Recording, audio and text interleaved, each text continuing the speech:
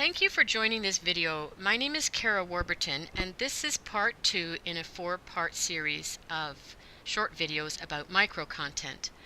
On the screen here you see the last slide that was shown in part 1, where I explained that words like command window, annotation panel, and multi-line text represent concepts, and that this type of content is reusable. So that's where I left off in part 1. Let's go on now to the next part. First, I would like to explain what microcontent is. Let's take a look at a few definitions here. Okay, so according to Wikipedia, a usability expert named Jacob Nielsen was the first to use the word microcontent, although actually I find that a bit hard to believe. Anyways, Mr. Nielsen defines microcontent as short content like headlines that can be understood out of context. Okay, that was 1998. Then in 2002, a fellow named Anil Dash, who is simply known as a blogger, extended the notion to any piece of content that conveys one primary idea or concept. And he gives as examples weather forecasts, instant messages, and article abstracts. Well, I agree with the idea that microcontent is content that expresses one primary idea or concept. I don't think his examples are quite right. I don't know about you, but these examples actually, for me anyways, contain multiple concepts. Take the weather forecast, for example. It's going to include things like temperature, wind, rain, sun, and so forth. So I guess it all depends on how you define a concept. So anyways, for me, those two definitions we just saw, they just aren't faithful to the true meaning of the word micro. Micro is a Greek word meaning extremely small, minute. The examples that they give simply aren't micro enough. I see these definitions as being ostensible, not based on real empirical observation.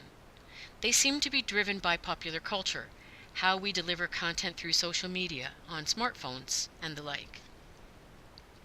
There is in fact a long tradition, going back long before 1998, of studying microcontent in language sciences, such as lexicology, terminology, and linguistics.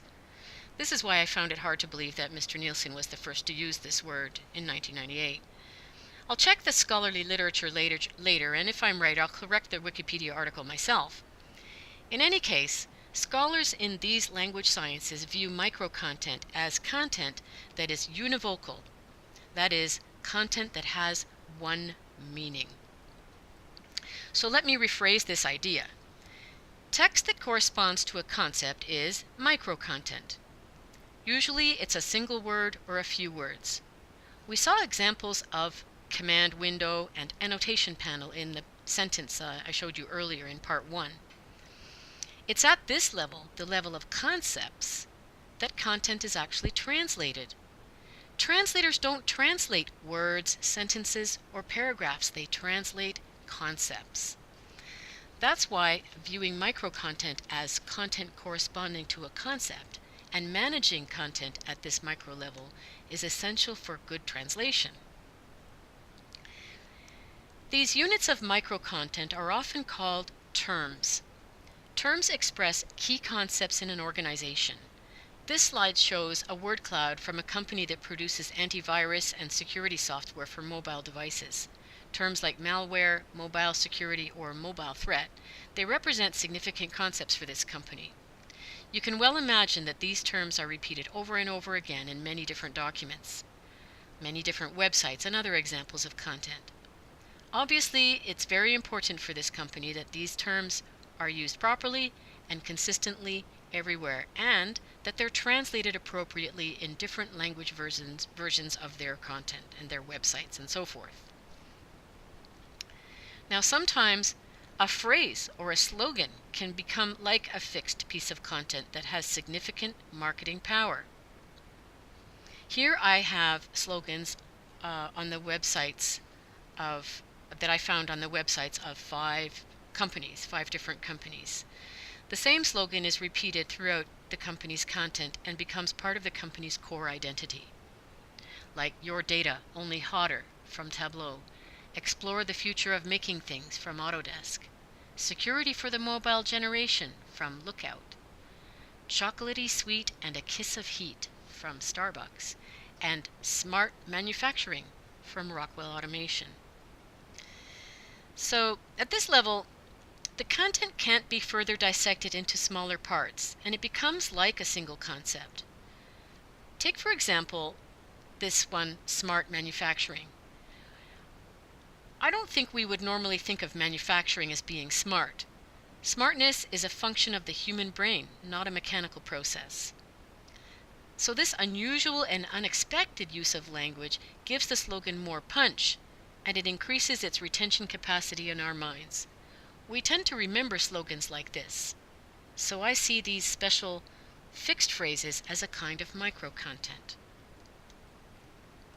Getting back to terms, they can also be very important tools for improving the ability of people to find content, such as during a Google search. These types of terms are called search keywords. On this slide, I show a good search keyword for the same five companies on the previous slide that had the slogans. If you search for gourmet coffee on the internet, for example, I'm sure that Starbucks would really want to have its web page rank highly in the search results. If Starbucks manages and uses this term appropriately on its web pages, then it will rank high on the search results. Visuals can also convey concepts, and therefore they can also be viewed as a kind of micro-content. Selecting appropriate visuals and using them consistently and in the right places is obviously very important. In order to achieve this, you have to put certain controls in place. Okay, so this is the end of part 2. I'd like to invite you to continue with me in part 3.